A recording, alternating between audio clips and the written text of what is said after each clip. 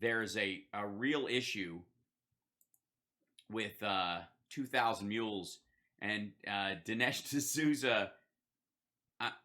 I brought this up right away. I've been saying this all along, that one of the reasons why Republicans don't want to, excuse me, I'm going to sneeze.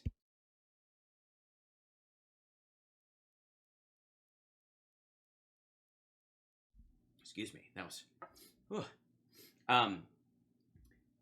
this right here, hold on. When I'll see, hold on.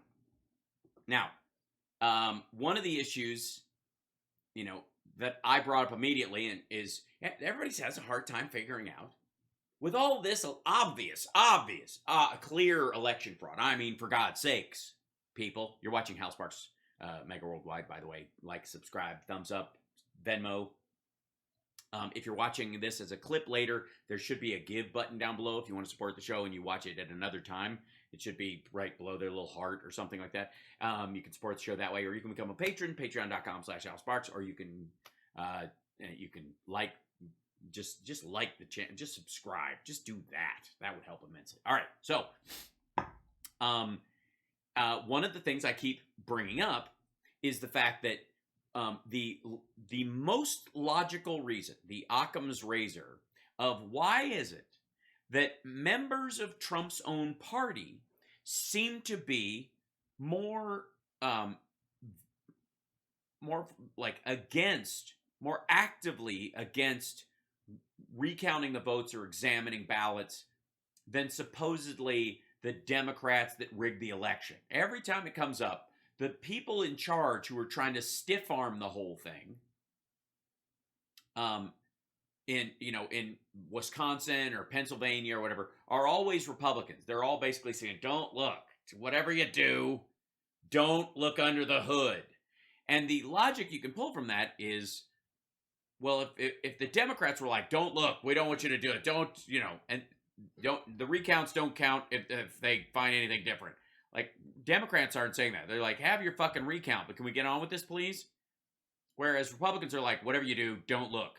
And the reason is because the most logical reason is that they helped fake votes for Trump, and they don't want to get caught because they know what happened and they don't want you to look, right? So I brought up the fact that in his little movie about ballot stuffing, which is not at all a real thing, like by even in 2,000 Mules, which I'll find a copy of, and we'll eventually do the whole movie. We'll do a takedown of the whole movie.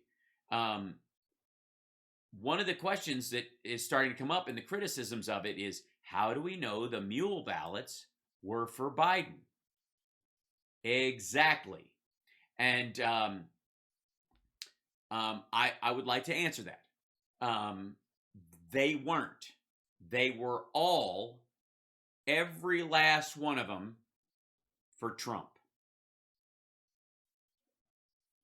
Fake organizations hiring people to stuff ballots for Donald Trump. Prove me otherwise. Go for it. The mule ballots, what he's saying is that they are gathering ballots. The 2,000 Mules alleges that people were ballot harvesting and dropping off votes during COVID at these drop-off boxes, and by the way, they're not illegal because the people actually voted. They're illegal because someone else carried them to the ballot box, because they cured a lot of these ballots in a lot of these places. They called people and said, "Did you mean to vote this way?" And people went, "Yeah." "Did you use this drop-off box?" "Yes." And they're saying, well, somebody dropped it off for them. That's illegal. That shouldn't count because the state's against it. Even though there are emergency powers and because of COVID, a lot of stuff, there was an emergency declaration federally and in every single one of these states that allows for this kind of thing. One of the scenes in the movie is somebody drops off the ballots and then they take off rubber gloves and throw them away at the height of sort of COVID panic about this, which makes total sense. You're holding other people's shit and you throw it away.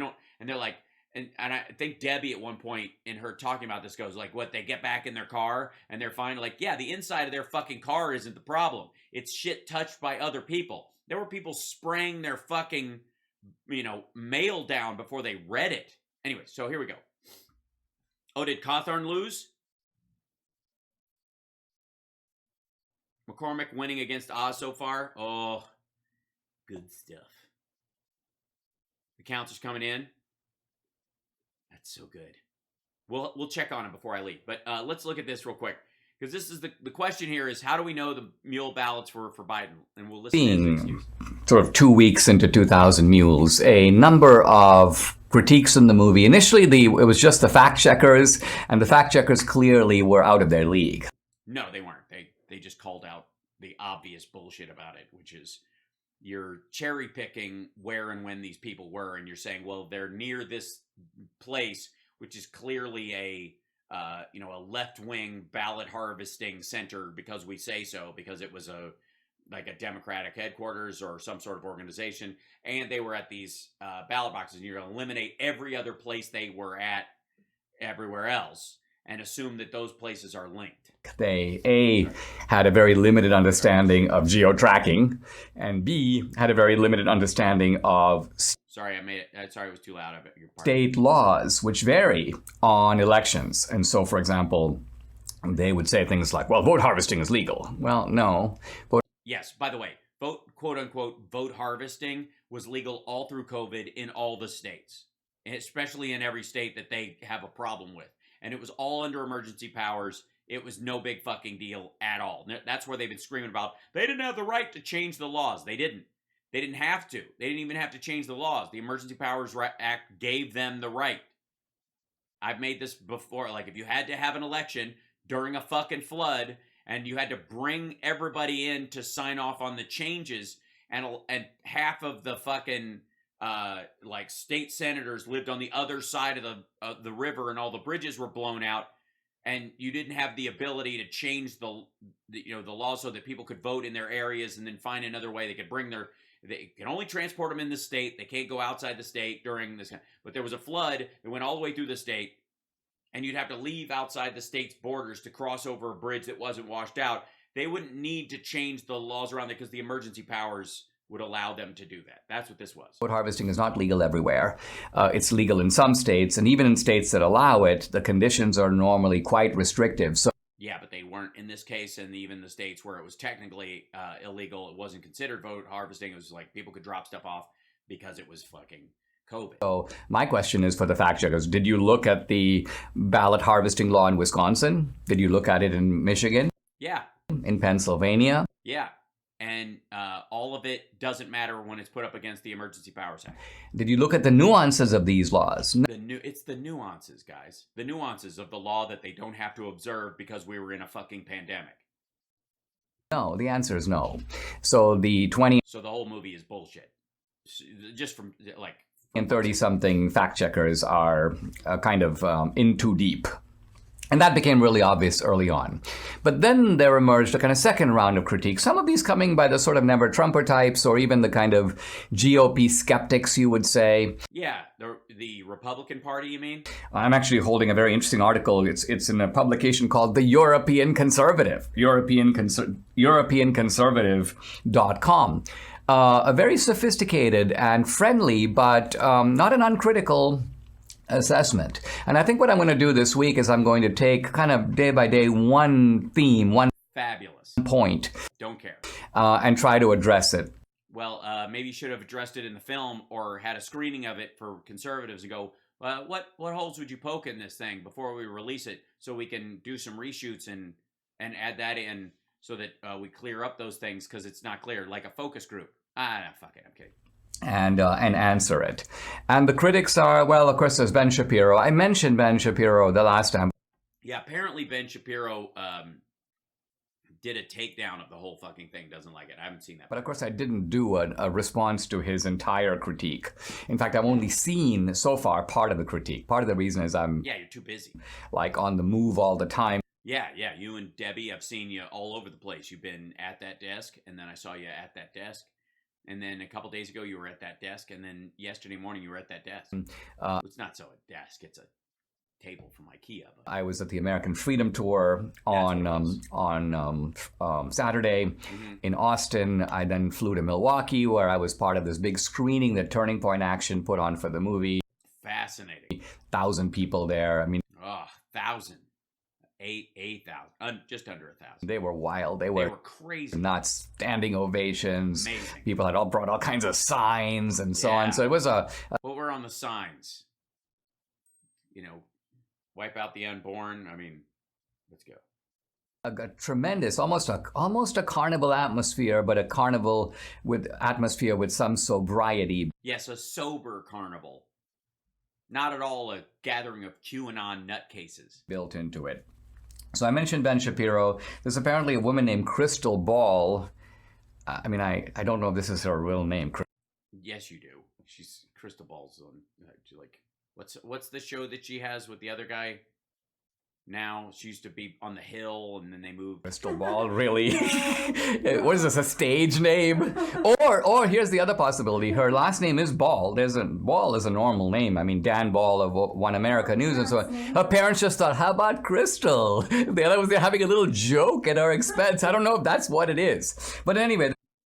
Yikes. There's Ben Shapiro. There's Crystal Ball, and in quote marks. And no, not in quote marks. That's her actual fucking name. then, of course, there's this European conservative. Yeah, whoever he is. I mean, she is. We don't really know. They wear a hood. And they've raised a number of issues, and I'm not going to deal with all of them now. One issue, of course, is that could it be that all these trafficked votes are legal votes that are simply delivered in an illegal way? That isn't technically illegal because there was a declared emergency because we were in a pandemic. And the question, of course, is, does that mean that the votes get to be counted? Yes, it does. I'm going to address that question, but not today. Because that's embarrassing when you finally find out. Because I want to take up a question right out of this European conservative. Right. And by the way, just to give you a sense of the tone. Get on with it. They basically say that, to declare this the most secure election in history, they say is journalistic malpractice. To do this right after the election and just some kind of Solomonic pronouncement, they go, without even looking into it, what kind of nonsense is this? Is this? Because we had more tracking data than any other election in history and 98% paper trail. And then they say that this film is in a different league than any of the other demonstrations of fraud. They say it uses Yes, it's the bad news bears of shit teams. Yeah. A compelling technical analysis. The 2000 Mules film is compelling and deserves a serious conversation. Hold on. I'm getting good news on my phone about my... Hold on.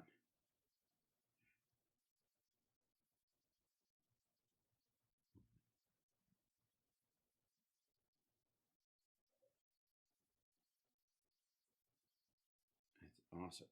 Hold on.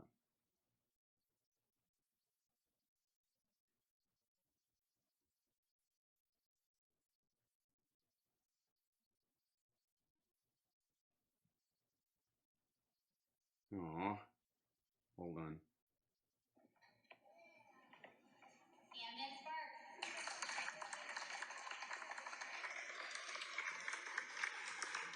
Aw.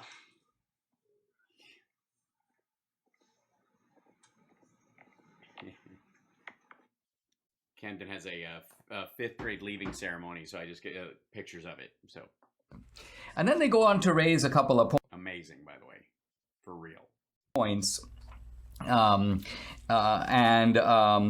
one of them is this: how do we know that these are Biden votes? That's right.